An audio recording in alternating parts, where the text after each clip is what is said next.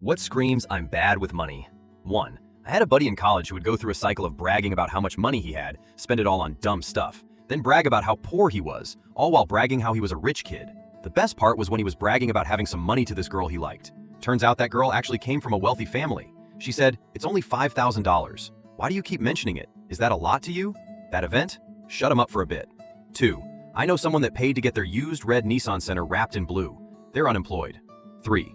I work on cars for a living, and the vast majority of the BMWs that come into my shop have slick tires and lights blinking on their dash. So many of these people can barely afford a luxury car, let alone the maintenance required to keep them nice and running.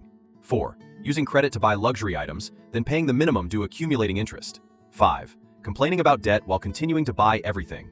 6. My mom and sister lived together, still couldn't afford rent or their car between the two of them, nearly had the car repossessed, and were closing it on eviction until my grandmother loaned the money.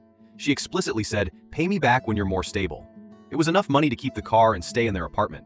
4 months later, my sister gets her tax refund for $4,500. She had a kid and isn't with the father, and instead of making any effort to pay my grandmother back, pay off the car, or have any sort of emergency fund, the two of them buy an expensive purebred puppy. They dropped over $2,000 for the dog, and then spent another $500 on a crate, toys, leashes, and dog food. Less than 6 months later, they lost the car and were evicted. They moved in with my aunt, and her husband hated the dog, so it was taken to the SPCA. It wasn't even a year old. My grandmother didn't see a cent of that money returned before she passed away. 7.